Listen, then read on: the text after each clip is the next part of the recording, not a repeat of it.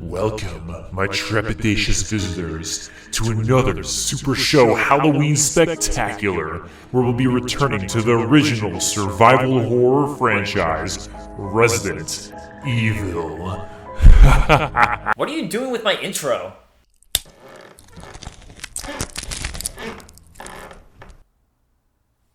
At the time of creating Resident Evil 4, Shinji Mikami's series was already a massive hit, so he requested Hideki Kamiya work on a fourth entry into the series. While Resident Evil 4 would eventually first release on the GameCube, development started on the PlayStation 2. Kamiya took a look at Resident Evil and thought what it really needed was to be more cool and stylish. Clearly he didn't play Resident Evil 1, because that's as cool as it gets. You did a really good job. This case was just too weird. This case... The new, cooler-than-life protagonist for RE4 was dubbed Tony.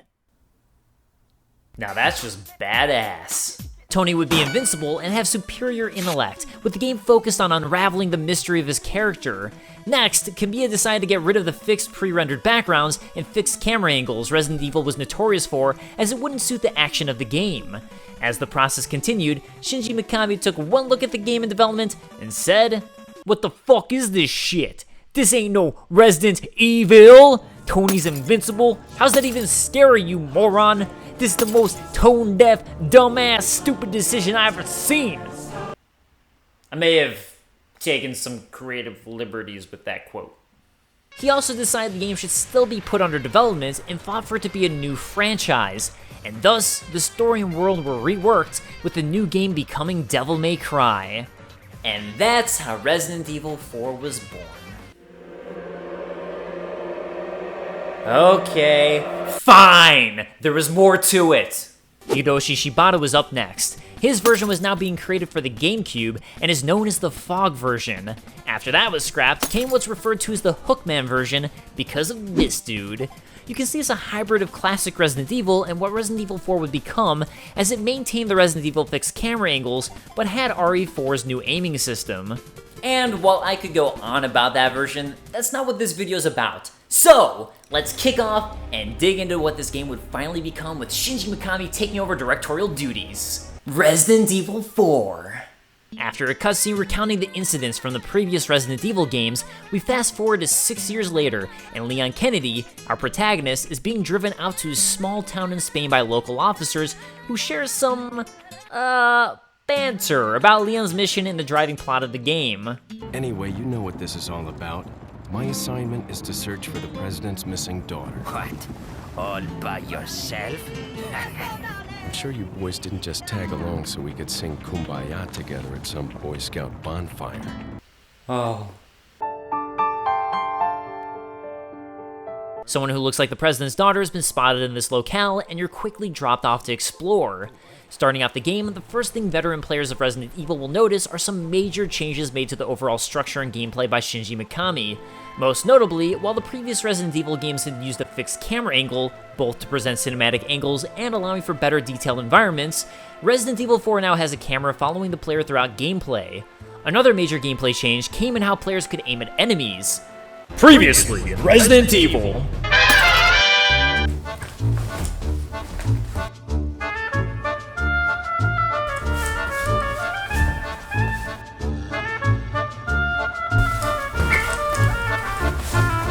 Now, players have full control of their aim, allowing the game to take more of an action approach to its gameplay, as opposed to purely survival horror as the previous iterations had done. While Shinji Mikami insisted on these changes, especially the new camera system, as he felt the gameplay was growing stale after playing Resident Evil 0, the staff had mixed feelings, with some feeling depressed by the changes and hard to motivate. No thanks, bro. Examining the path to the Pueblo, you come across your first local, a kindly villager. This is Resident Evil! You know what it is. A zombie! He's not a zombie. Oh. Why does he have maggots and skulls and shit in his house then? After dealing with some villagers, we reach the Pueblo and discover another officer is burning at the stake. Look, I was interested in other things when recording footage for this video. These villagers want blood, and when they gang up on you for the first time, it's legitimately overwhelming and terrifying. The game allows you to do various things to blockade yourself in various locations and keep the enemy out or escape, such as pushing dressers in front of doors and windows they'll attempt to break, or knocking down ladders. Because, unlike the zombies of the past, these ganados, as it turns out they're called, which translates to the cattle, are actually smart.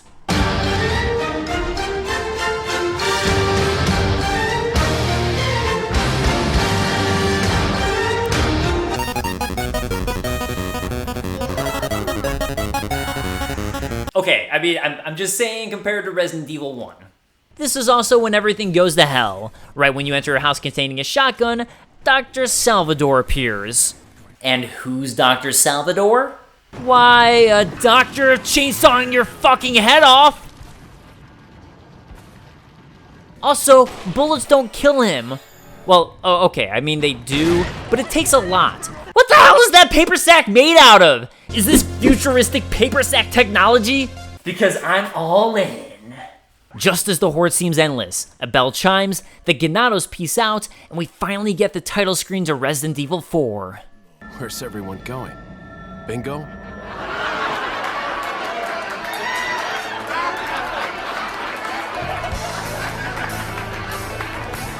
I didn't alter that. That's legit the title screen. And by the way, you'd better get used to this dialogue. Now, I don't have any official source for this, but it's something I wanted to look into. I'd heard rumors that this game was purposely written to be super cheesy and tongue-in-cheek. From my research, it sounds like the original Japanese script is actually completely different, and apparently most of Leon's cheesy one-liners were added in by the translator, Shinsaku Ohara. For example, in this intro scene, the Japanese text is Donateru, which, roughly translated, basically just means, what's going on? There's also a lot of anti-Americanism by the antagonists of this game, Oh, you crazy American. which apparently was also completely absent from the original Japanese script. But back to the game, in exploring, we find a number of letters laying around, such as this one. Do not let the American agent get in contact with a prisoner. For those of you not yet informed, the prisoner is being held in an old house beyond the farm. Seriously? Who just leaves letters around like that? If Dave notices I'm missing, he'll grow suspicious. Do not tell him anything? What? Who's missing? Because Mary McBonesby's in the kitchen cooking Halloween treats. The prisoner turns out to be none other than Johnny Depp. Little rough, don't you think? While chatting it up with Johnny Depp, who's playing a character named Luis, the village chief wants his autograph and knocks you out to get it. You're then injected with some sort of drug by a weird-ass cult-looking dude who tells you, Soon, you will become unable to resist this intoxicating power. After waking up and heading outside, we have our first encounter with the now infamous character, the Merchant. Got something that might interest you. He'll sell you an insane amount of goods, including the most powerful weapons in the game, even though there's a zombie apocalypse happening around him and Leon is one of the only people doing anything to stop it, aka a total badass. What? Dude understands supply and demand. A couple action scenes later, we discover the man who injected us was Lord Sadler, the man whose painting we find in this house. He has two of the same painting. Who does that? See? I don't. Because I'm not a monster! An anonymous letter, likely from Luis, informs us of the location of an item that will help us free the president's daughter, Ashley, from a church she's being held in. Also, the Ganados, who are part of a religious cult called Los Iluminados, have deployed an El Gigante to stop you. So, they deployed the Giants. Sounds bad. Fortunately, while the Giant one-hit smashes Los Iluminados into pulp, Leon is made of tougher video game protagonist stuff and can survive a beating. So with some work and a lot of grenades, El Gigante can be taken down, a round insignia found nearby, and then used to finally enter the church and free Ashley. Ashley, who, as it turns out, has also been infected with whatever virus you have. So, we kidnapped the president's daughter in order to give her our power and then send her back. No. So, why are you trying to kill me? Aren't I doing exactly what you want by bringing her back? What the hell, man? But before that, I thought I might bargain with the president for some donation. Oh. At this point, the game introduces a new mechanic, which is essentially an extended escort mission. Anytime Ashley is with you, you'll have to keep her safe from the Ganados. While escort missions are the worst, fortunately it's not too bad in RE4, as you can force Ashley to hide in dumpsters. All of this basically just means you'll set her to hide, Ashley proof the area, and then move on. So it's really not as big of an annoyance as other games tend to be. Oh, and those Ganados you've been fighting up until now? Well, they've gotten worse. And now this shit explodes out of their heads sometimes. So hey, I guess it wasn't zombies. Your main mission now is to get to a chopper sent for you, and to do that we need the village chief's eye. So cool, time to finally take him down. Okay, what the fuck is this shit? Are you okay, Leon? No, I'm not alright. Holy shit, when you've seen the things these eyes have seen. For defeating the chief, you gain his eyeball, which works as a key and leads to the next major section of the game, Salazar's castle. This castle is ruled by Ramon Salazar, a weirdo man-child Napoleon guy with the best dialogue in the game. I've sent my right hand to dispose of you. Your right hand comes off? In the castle, Ashley starts to have a convulsion from the disease they've been injected with. Leon asks if she's alright, and she freaks out on him for absolutely no reason whatsoever. Leave me alone! Ashley, wait! Ashley! What? That is the most convoluted, would never work trap ever. If she stood anywhere else, whoops, failure. Not that I mind. I mean, I guess now I don't have to escort Ashley around for a while. Where's Ashley? Ah, so she fell into one of our wonderful traps. We'll make sure we find her. Don't you worry about her. Wait. Salazar immediately then goes on to say he let out insects in the sewers for us to deal with. In other words, he knows exactly where you are. How does he not know the trap Ashley fell into? How many traps does this castle have? Like, 2? Because then I'd understand. It's hard to keep track of 2 traps. Anyways, we also find that Salazar likes to keep random shit around his castle for no apparent reason. Like, look right here. There's a glass case with a treasure chest in it. Only way to get to the chest is breaking the glass, which contains a hand grenade. Is this Salazar's version of a fire extinguisher or something? Because I know just the way to use it.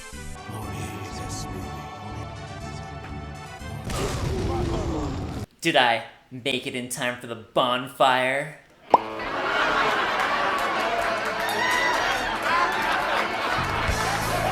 In exploring the castle for Ashley, we discover some important background about the Illuminados and Ganados. The Illuminados existed long ago, but the first Salazar Castellan of the castle banished the group. Our current Salazar, though, is an utter and complete idiot, if it wasn't already obvious. He's convinced by Lord Salar to join Los Illuminados, and to atone for the sins of his ancestors, starts a mining operation to unleash Las Plagas, which is basically this disease we see running rampant. I don't know why I ever questioned him. You also run into yet another party somehow involved, who either tries to kill you, or, pretends to try to kill you? I'm really not sure which. She's completely confusing. Leon. Long time no see. Ada. Oh, see, I didn't know who she was because of the sunglasses. This is Ada Wong. Classic Ada. Oh, sorry, it's still me doing the review. I know it's confusing because of the shades and all. Making our way further into the castle, we run across Luis, who's returned with both a sample and a vaccine. Even though it's not really a vaccine because it doesn't prevent the disease, it just sort of holds it back for a bit. I mean, do you actually know what the fuck you're talking about, Luis?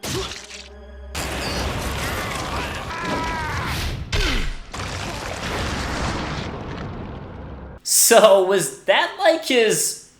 you know... I'm just saying, it went back into his pants. My boy Salazar will make sure you follow the same fate. Really? I mean, it seems like you could just kill me right now, pretty easily by the looks of it. You're just gonna take the sample but leave me in the vaccine? Yeah, I think you should recruit me into the organization. I have plenty of fresh ideas. Oh, like, murder the enemy when you have the opportunity. Or, at the very least, don't leave a vaccine that treats and holds back your disease. We also finally meet up with Ashley, who, despite the fact she's been screaming nonstop for Leon this entire time, has only now just been found by the enemy. Well, that's convenient. The two meet up, and it's time to finally get out of the castle.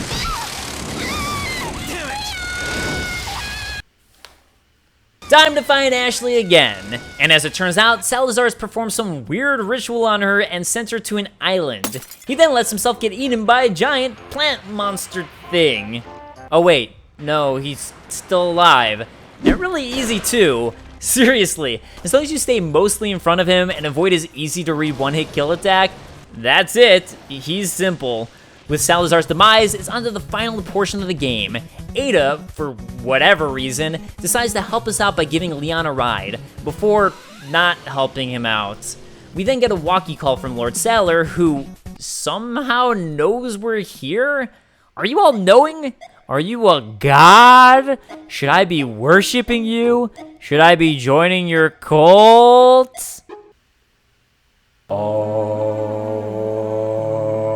Somehow, Ashley also knows Leon is here and is calling out for help. Help me, Leon! Is everybody omnipresent? Well then, fuck this! Lord Sailor ain't special! On the island is a lab where various experiments have been performed on specimens with Las Plagas, apparently involving creepy-ass centipedes, which has resulted in El Gigante, Novistadors, and these motherfuckers. Regenerators, as the name implies, regenerate their health non-stop unless you get a thermal scope allowing you to shoot hidden plagas throughout their body, after which point they're actually pretty easy. We then go head-to-head with Krauser, who's the one who captured Ashley in the first place, and can backflip up 20 feet. Also, shooting him directly in the face with a shotgun and magnum don't hurt him at all. What the fuck are you on, Krauser?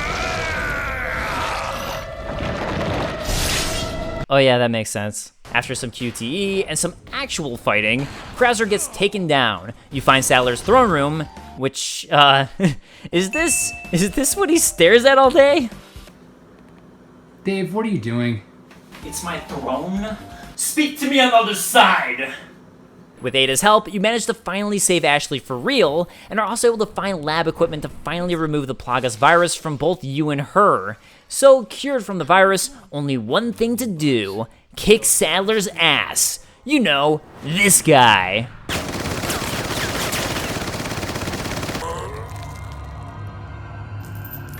Who's surprisingly pretty easy, actually, despite how invincible he looked. Seriously, there's not much to cover on this battle. I just threw some grenades at him.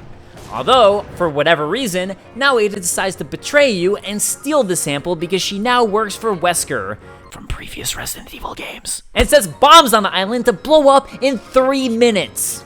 Look, I try to reserve this word for special occasions, but Ada, you are a big me. Go ahead and fill my comment section with hate. I don't care. I accept the controversy. She does leave you with keys to a wave runner, which you finally escape on. Resident Evil 4 took a risk in completely reworking its gameplay structure. And while I love the original Resident Evil survival horror style, Resident Evil 4's risks absolutely paid off and created what's often regarded to be the best game in the series, if not at least one of the best. While they couldn't recreate the magic in future titles, Dead Space proved this style of action horror could be replicated and still keep the horror element well intact. And for me, the game absolutely paid off, and it's one of my favorite games on the GameCube. And for anyone who's been going crazy about the fact that I'm using a GameCube controller, but the footage is of the HD remaster on PS4. It's because I wanted to record higher quality footage of the gameplay, but I still think of it as a GameCube game because it was an exclusive. Keyword was. So whatever. And so ends another Halloween spooktacular. Actually, we didn't do that many spook jokes this time. Did you figure out who was missing? That was important? I'm back. Orange Squash Ollie? I thought I ate you! I ate you too.